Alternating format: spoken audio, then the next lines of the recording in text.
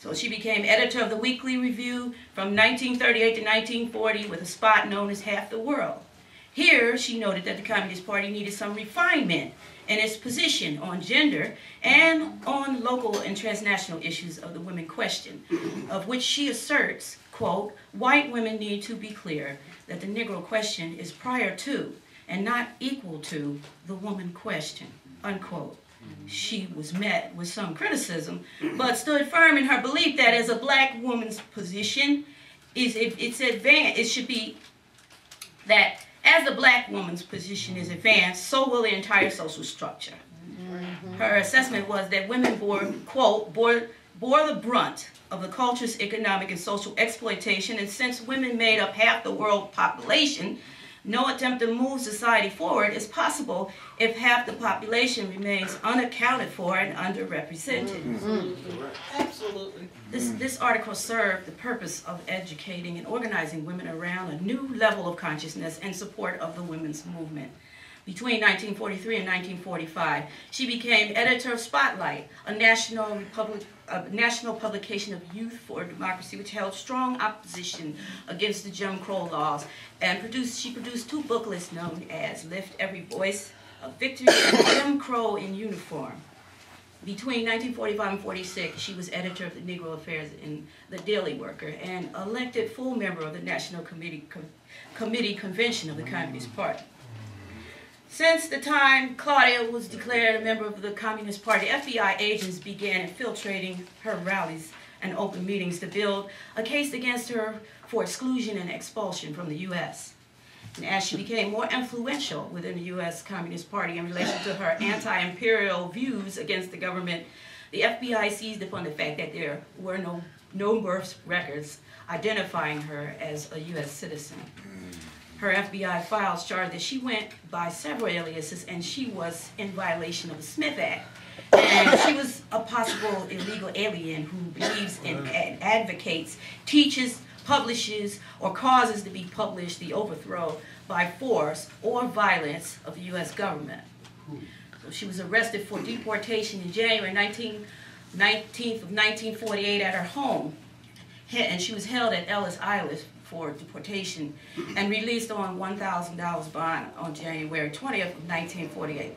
The FBI records show that after her arrest, she took her story to the press associations that she was associated with, who set off a firestorm of protests and petitions against her deportation, and an outpouring of the community came to her defense, which included written responses and protests by the National Committee of the Communist Party, the chairman of the West Indian Negro Congress, and members of her legal defense known as the American Committee for the Protection of the Foreign-Born, who posted her bail at $1,000.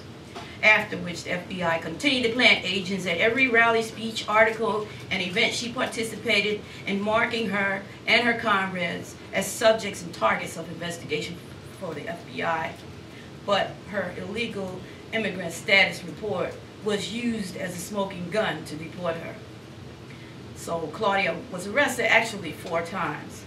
But there was another event when Claudia was arrested again in 1951 with many other party members, 17 of them, I think, and it ended up with 13 of them going to jail, including her best comrade, Elizabeth Gurley Flynn, that was her prison mate during her incarceration under the Smith Act for a speech she gave for National Women's Day, detailing in particular the woman question, and she was arrested for this, thrown into jail, and challenged to the overall, because it was challenged the overall male patriotic establishment within the international structure of world imperialism.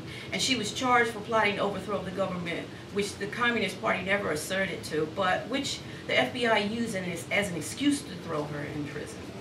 And her bail was raised higher this time, and she was sentenced to 1 year but remained free because of her health condition. She became very sick in prison until her appeal was to be heard by the Supreme Court in 1955. The Supreme Court refused to hear her case, and she was sent to Alderson Federal Prison for 1 year, where she became sick and suffered a heart attack, which weakened her to the point that she never could recover this health issue, which began to interfere with her journalist work. During that time, the Civil Rights Congress led a campaign for her early release in 1955, but when she was released, she was forced into exile in Great Britain, where she found refuge in the Notting Hill Caribbean community and became mother of Carnival. So Claudia Jones was married twice in her lifetime, first to Abraham Sholnick, which failed, and later to a man named Abhimanyu Manchanda. That's what I was thinking. But no, he's not quite an Abiyumi. He's worse than Abiyumi's not bad, okay? This man, and nobody liked him, okay, pretty much.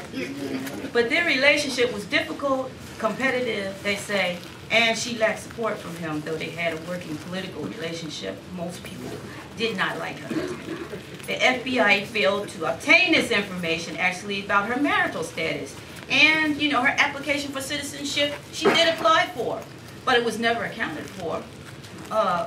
And later, we know that it was intentionally overlooked and denied, possibly because of her political views. Because, you know, if you have political views against the U.S., then, you know, there goes, they don't want you to become a citizen, basically.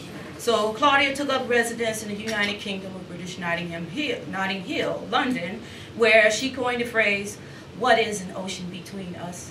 We know how to build bridges." And she did exactly this when she founded the West Indian Gazette in 1958 and the Afro-Asian Caribbean newspaper. She also visited China and Russia, find out about these governments. And though she lost her structure and vehicle of expression within the U.S., she opened up a new forum with which to organize within the Caribbean community, bringing both awareness and self-identity to people in a nation who was considered foreign scum and subjected to the same racist and fascist imperialism and oppression with a British twist. She quickly set up the Gazette and the Afro-Asian newspaper with the same tone and style, while bringing together her philosophy on community, education, entertainment, and advertisement, while bringing the essence of the Caribbean Carnival to London's Notting Hill.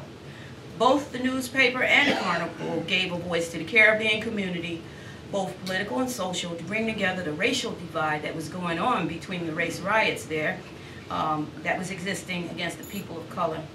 But both her health and the newspaper began to suffer due to the lack of financing and a widespread support, no widespread support from the community. Well, I wouldn't say none, but you know how when people are downtrodden, they don't have the money to, you know, put into, even though you know that particular thing is very important to them. So that's sort of what happened. But so she had battles in and out of the hospital with her health. That had to do with cardiovascular heart disease, which caused the newspaper to take a turn for the worst as well, due to her absence. So, in 1964, Claudia Jones died of a heart attack due to cardiovascular disease, and she was buried to the left of Karl Marx at London's Highgate Cemetery.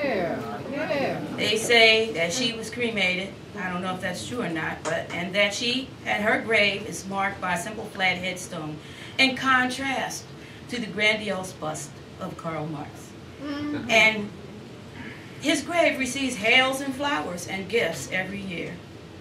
So among the various artists and journalists and poets surrounding her, it seems that even at her resting place, she's unable to escape the comparison of male dominance and superiority versus female inferiority. I know that's right. However, her political position on the woman question and her contribution she brought to the Communist Party is accurate to her position in the cemetery, which puts her always to the left of Karl Marx.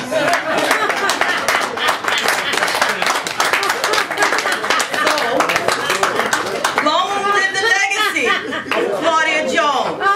May we never forget to hail her with the flowers of our advancement as black women and women every year, and give her her rightful place in historical advancements and achievements in the black history and culture of our hearts. All right.